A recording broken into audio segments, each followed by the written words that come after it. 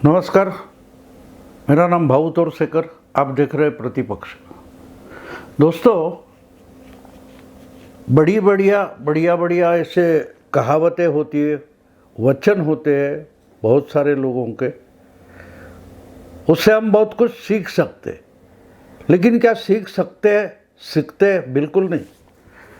उससे हम पर कोई प्रभाव नहीं पड़ता। हम किसी आर्टिकल में लिखने के लिए, निबंध लिखने के लिए उसको कोट करते हैं, लेकिन उसका आशय निचोड़ नहीं समझना चाहते, उसका सार नहीं समझना चाहते।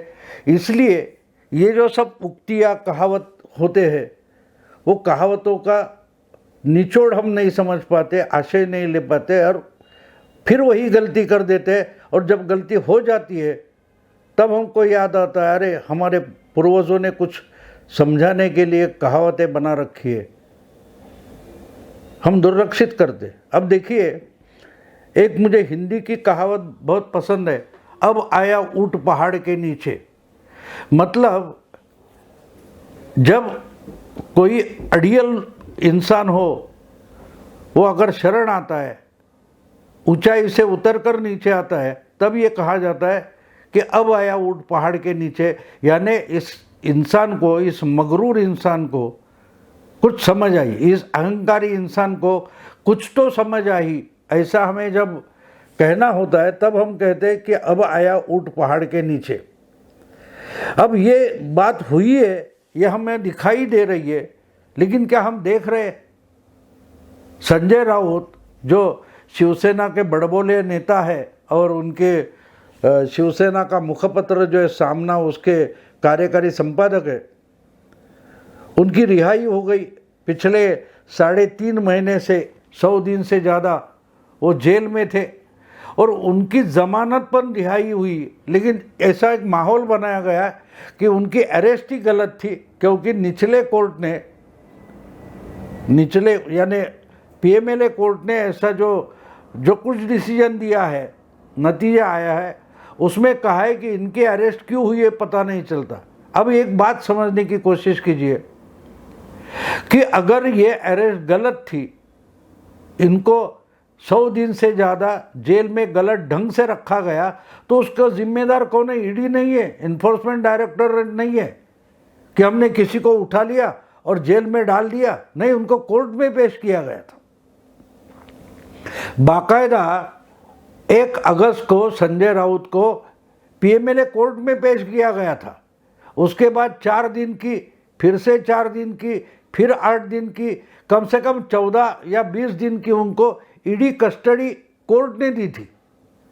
तो जो मामला कोर्ट के सामने पेश किया गया था, क्या कोर्ट को समझ में नहीं आया कि ये पूरा आरोप ही गलत है? जो सबूत जब कोर्ट के सामने एक मामला पेश किया जाता है तो उसके साथ कुछ सबूत दिए जाते हैं, कुछ परिस्थितियां बताई जाती है। अगर आज कोर्ट बोल रहा है कि ये सब गैर कानूनी था, अरेस्ट ही उनको जो अरेस्ट किया गया, गिरफ्तार किया गया, वो गलत है, तो वो पहले दिन से गलत था। क्योंकि जिस आधार पर इनको ईडी की कस्टडी में और उसके बाद कम से कम 3 महीने इनको जेल कस्टडी में या जुडिशियल कस्टडी में भेजा गया, वो तो कोर्ट ने भेजा है, ईडी नहीं भेजा है। हाँ, ईडी ने इनकी जमानत के लिए आक्षेप जरूर लिया है, लेकिन इनको अगर जेल में रखा गया तो उसकी जिम्मेदारी कोर्ट की भी बनती है। आपको याद होगा, अर्णब गोस्वामी को जब ऐसे ही तरीके से गलत ढंग से संजय राउत जिसका समर्थन करते थे, उस महाविकास आघाड़ी सरकार की पुलिस ने गलत ढंग से अरेस्ट किया था, तो अलीबाग के कोर्ट ने भी पहले दिन बोला था कि ये मामला बनता ही नहीं है। फिर भी जुडिशियल कस्टडी में भेजा, फिर हाई कोर्ट,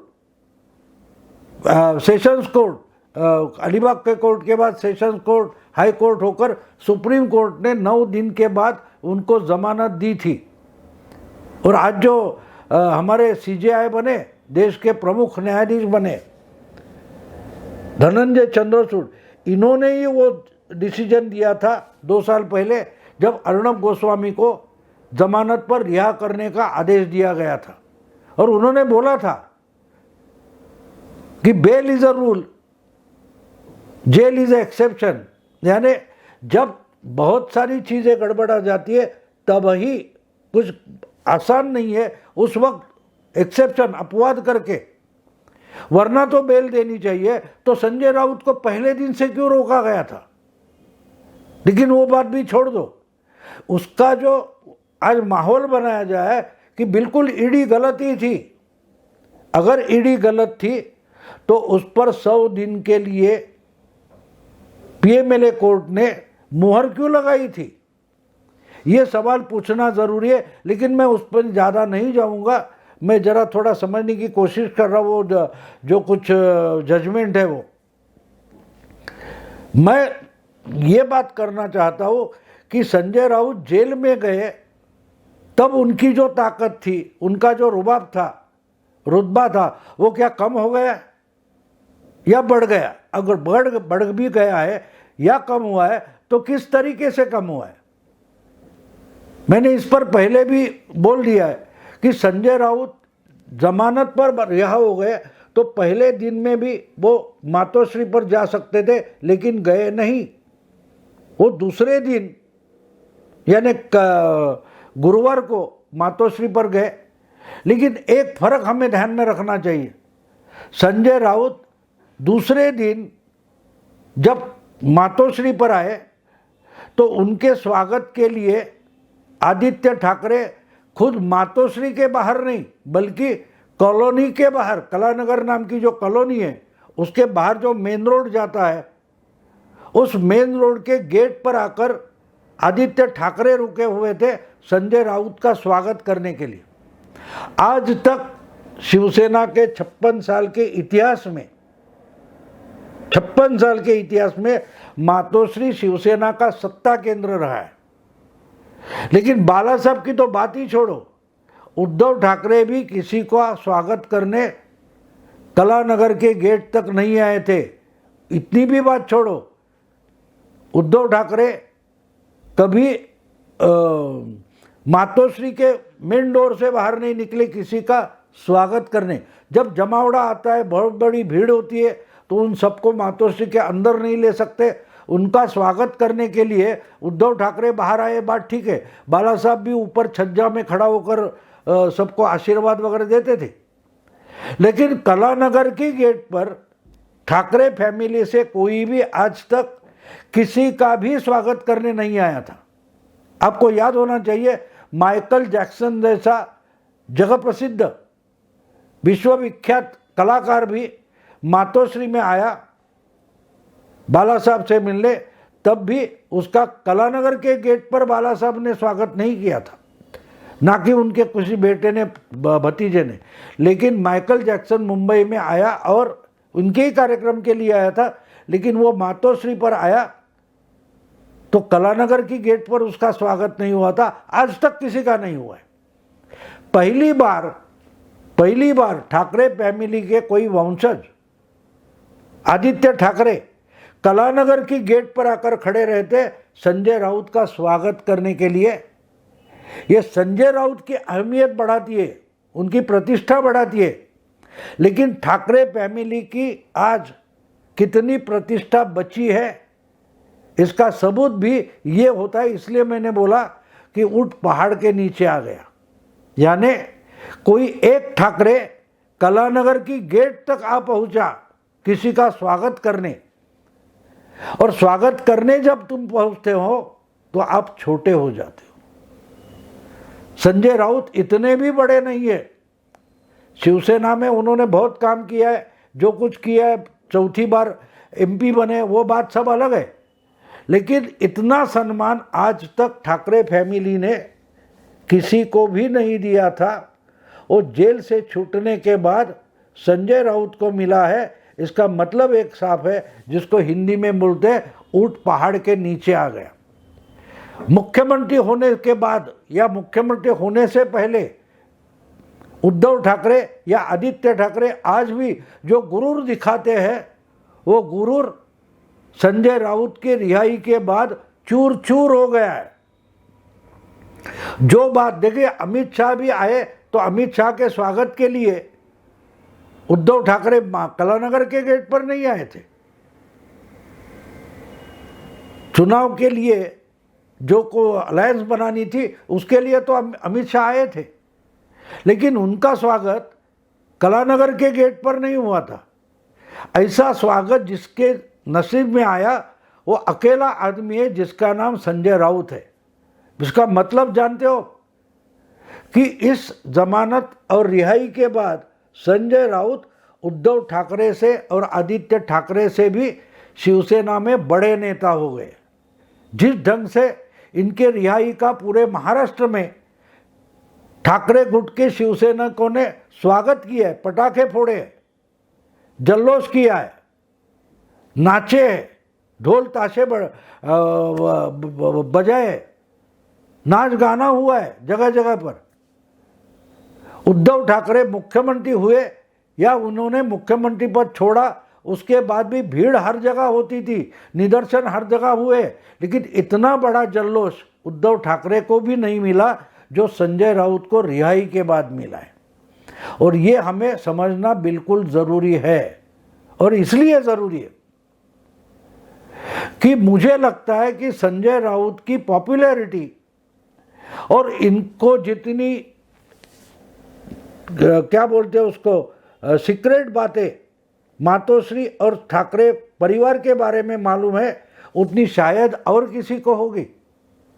तो ऐसे संजय राउत अगर दगाबाजी करते हैं तो क्या हो सकता है? क्या उद्धव ठाकरे इससे डरे हुए, आदित्य ठाकरे डरे हुए? इसलिए उनका स्वागत करने के लिए आदित्य ठाकरे कलानगर के गेट तक पहुंच गए। और कल की प्रेस कॉन्फ्रेंस हम देखे उनकी, संजय राउत जब मातोश्री पहुंचे उसके बाद जो प्रेस कॉन्फ्रेंस मातोश्री में हुई, तब सेंटर पोजीशन में संजय राउत बैठे थे, उनके लेफ्ट साइड में उद्धव ठाकरे बैठे थे, राइट साइड में आदित्य ठाकरे बैठे थे। इसका मतलब आज संजय राउत की अहमियत शिवसेना में कितनी बड़ी है वो हम देख सकते हैं।